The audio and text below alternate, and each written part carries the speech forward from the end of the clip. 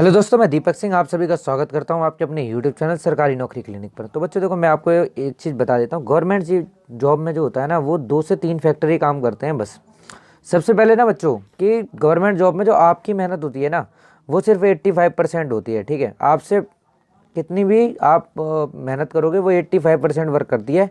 15% work करता है luck आपका। ठीक है, तो बहुत सारे बच्चे बोलेंगे मेरी किस्मत ख़राब थी या ये है, जो भी आप फैक्टर बता सकते हो आप इसके लिए।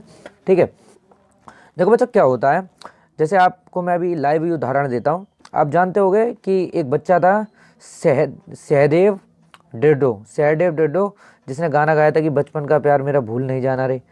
तो फेमस होने के लिए एक नीरज चोपड़ा था। नीरज चोपड़ा की कितनी साल की मेहनत थी आप सब जानते होंगे।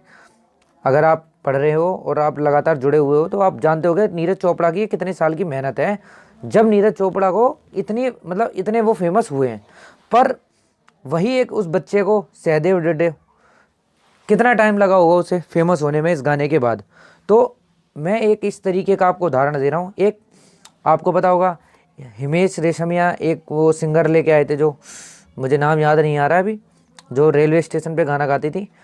तो कुछ लोगों को मतलब उनका लक होता है, इसे बोलते हैं लक। किसी का जो लक होता है वो तो 85% सही टाइम पे सही वर्क कर जाता है। तो उनका 85% लक होता है और 15% क्या होता है, उनका वर्क होता है वहाँ पर।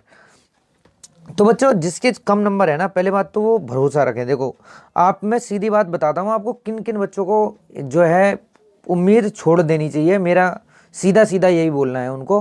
देखो, मैं जर्नल में जिस बच्चे का नंबर, अब जर्नल की बात छोड़ो, मैं पहले आपको ये बताता हूँ। देखो बहुत सारे बच्चे मुझे मैसेज कर रहे हैं, सर मेरे 71 बन रहे हैं, 69 बन रहे हैं, 39 बन रहे हैं, 63 बन रहे हैं। ये लोग मुझे मैसेज कर रहे हैं।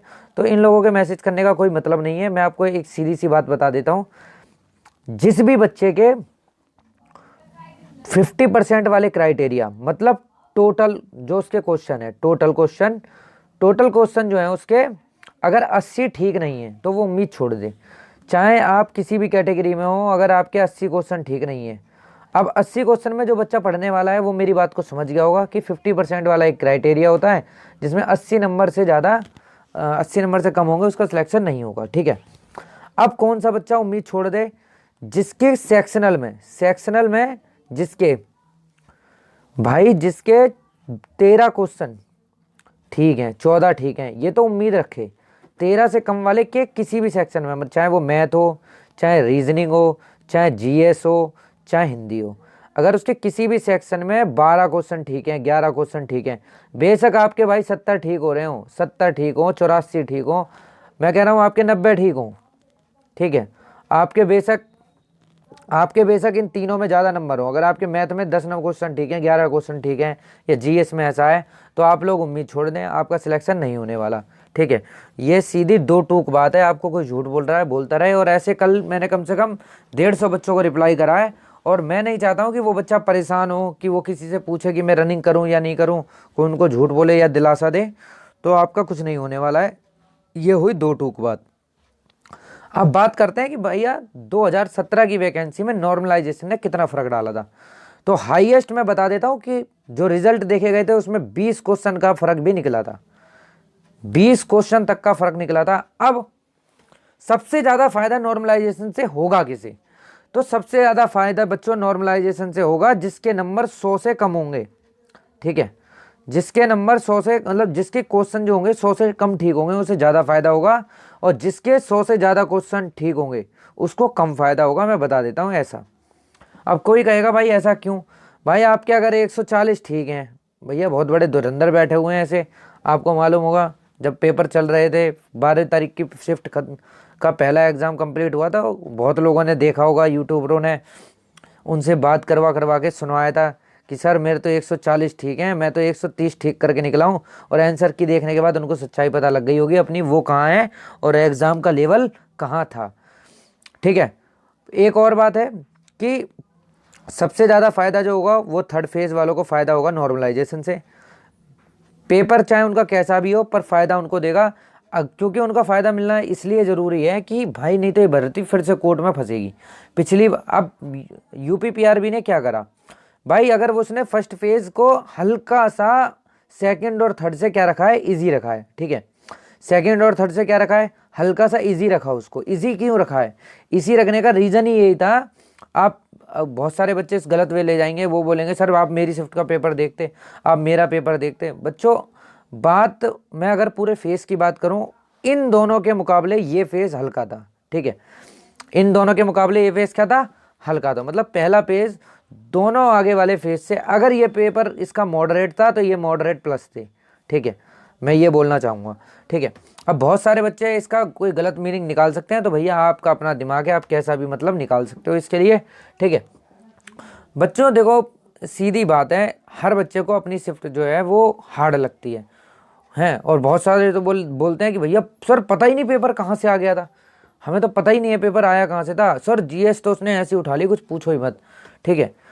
तो भैया ऐसा कुछ नहीं होता है। देखो जो पेपर का एक लेवल होता है ना, आपकी शिफ्ट के ऊपर ही आपका पेपर का लेवल जो होता है वो डिपेंड करता है, ठीक है।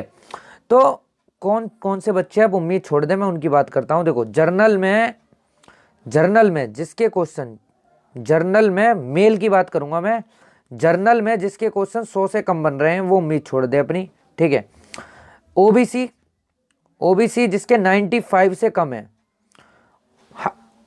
95 से कम है, अगर आप 1 से 2 नंबर कम हो, ठीक है, तो आपको नॉर्मलाइजेशन बचा सकता है। मैं ये भी नहीं कहूँगा आप मेरी बात को गलत वे में ले जाओ कि सर आपने डायरेक्ट मना कर दिया।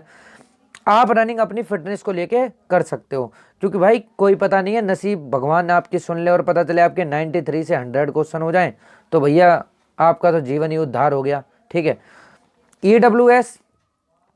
ईडब्ल्यूएस भी इतना ही रहने वाला है, 95 के आसपास ही। एससी एसटी में जिन बच्चों के नंबर, ठीक है, एससी एसटी में जिन बच्चों के नंबर 85 से कम है, ठीक है, 85 से कम है, वो अपनी उम्मीद छोड़ सकता है, ठीक है। एक्स सर्विसमैन में आप भैया अपना क्राइटेरिया पूरा करो 50% 30% वाला, इसके बाद आप 10 5 या 5 ही क्वेश्चन ऊपर ले लेना, तो भी तो आप बचने की उम्मीद में हो, फिर आपको दिक्कत है नहीं, क्योंकि इतने बच्चे नहीं होते हैं। सबसे ज़्यादा बच्चे होते हैं, देखो सबसे ज़्यादा टफ कंपटीशन कहाँ पर होगा, सबसे ज़्यादा टफ कंपटीशन होगा जर्नल में। और वो कंपटीशन डालेगा कौन भाई, 2300 से ज़्यादा बच्चे हैं ऐसे ओबीसी के जो आगे जर्नल में फाइट करने वाले हैं, ठीक है, क्योंकि उनके क्वेश्चन ज़्यादा बढ़िया ठीक हुए हैं, ठीक है।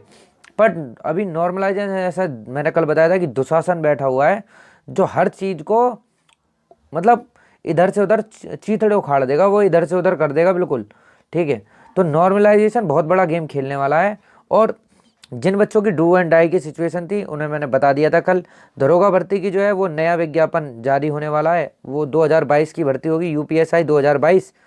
तो आप हमारे साथ जुड़े रहिएगा, आपको बहुत अच्छे से लेवल से तैयारी करवाएंगे हम। और अभी जिन बच्चों का एग्ज़ाम बढ़िया गया, या जिन बच्चों को भगवान ने उनका नसीब अच्छा रखा, या जो भी है, जो भी फैक्टर काम करता है जॉब में, एक बार जॉब मिल जाती है उसमें जितने फैक्टर काम करते हैं, तो आने वाले सभी दरोगाओं को मेरी तरफ से हार्दिक शुभकामनाएं हैं। और आप हमारे महासर्वे में भाग लीजिएगा। कल हम 3 बजे वीडियो बिल्कुल फेस वाइज लेके आने वाले हैं, तो रिजल्ट से पहले रिजल्ट की घोषणा करेंगे, ज़्यादा बड़ी बात करूँगा नहीं, ठीक है। बट ऐसा भी नहीं है कि आप, बहुत सारे बच्चे रोजगार वित्त अंकित सर के जो है कट ऑफ से नाराज़ थे, उन्होंने मुझे कम से कम 400 से 500 बच्चों ने मैसेज करके ऐसा बताया था कि सर ने बहुत ज़्यादा कट ऑफ बता दिया। देखो सर, बच्चों जो एनालिसिस होता है ना, वो हर किसी का अपना अलग अलग होता है और अलग अलग लेवल का होता है, ठीक है। तो आपको दिल पे नहीं लेनी है, और टीचर के लिए कोई हेटर्स पैदा नहीं करने हैं, या टीचर के लिए आप हेटर्स बन जाओ और वो मेरे लिए अच्छा है वो मेरे लिए बुरा है, ऐसा कुछ नहीं है। हर टीचर का अपना एक एनालिसिस होता है, वो किसी, हाँ ये मैं कह सकता हूँ कि उन्होंने पेपर की तैयारी जो है वो बहुत ऊंचे लेवल की करवाई थी, उन्होंने पीसीएस लेवल तक की तैयारी करवा दी थी आपको मॉक टेस्ट में, उनके मॉक टेस्ट जिसने दिए होंगे उन्हें पता होगा, ठीक है। तो किसी के लिए आप टीचर के लिए आप बुराई नहीं दिखा रही है, ये एक आपने अपनी जो होती है ना बच्चों, एक एक वो होता है, क्या बोलते हैं, अपना एक व्यवहार होता है हर किसी का, ठीक है। तो आप किसी के लिए किसी की बुराई ना करें। बहुत सारे बच्चे मेरे से बोल रहे थे कि सर उन्होंने इतना कट ऑफ बता दिया है कि आप पूछे ही मत, आप उनको आप शब्द आप ना कहें, या उनके लिए कोई आप मतलब वो एक इतने बड़े टीचर हैं और इतना बड़ा उन्होंने मुकाम पाया है, तो कुछ सोच समझ कर ही उन्होंने इस कट ऑफ को निकाला होगा, या उनको एनालिसिस ऐसा पीछे से दिया गया होगा, क्योंकि सर के पास भी इतना टाइम नहीं होता होगा कि वो इतना बैठ के एनालिसिस करे। ठीक है, तो आप कल के वीडियो के लिए आप नीचे कमेंट बॉक्स में अपना कमेंट बॉक्स में अपना स्कोर लिखें, स्कोर के साथ अपनी कैटेगरी ज़रूर लिखें। ठीक है, कैटेगरी ज़रूर लिखें। कैटेगरी लिखने के लिए उसमें आप जर्नल हैं तो GEN लिख सकते हैं, या खाली जी भी लिख सकते हैं, साथ में अपना स्कोर लिख सकते हैं। जैसे आपका स्कोर बन रहा है 80 और उसके साथ जी लिख दें। अगर आपका स्कोर बनना है 80 आप OBC लिख दें। तो ऐसे करके आप अपना स्कोर छोड़ सकते हैं। और गर्ल्स के लिए मैं बता दूं, गर्ल्स की सीट फुल नहीं होती है, और एक ST की सीट जो है फुल नहीं होती है। ST का बच्चा तो पिछली बार एक ही था सिर्फ, ठीक है, जो सिलेक्ट हुआ था। तो लड़कियों में जो जर्नल की लड़कियां हैं, तो जर्नल की जो लड़कियां हैं ना, उनको मैं बता देता हूँ, आप 85 से अगर आपका स्कोर कम है तो आप उम्मीद छोड़ दीजिएगा। हाँ, 85 से अगर आप ऊपर है तो आपको रनिंग तो करने को मिलने वाली है। ठीक है, रनिंग में आपको दिक्कत नहीं होगी। तो आज की वीडियो में बस इतना ही। और आपने भी चैनल को सब्सक्राइब नहीं किया, चैनल को सब्सक्राइब करिए ना, इसमें कौन सा आपका पैसा लगता है। ठीक है, धन्यवाद।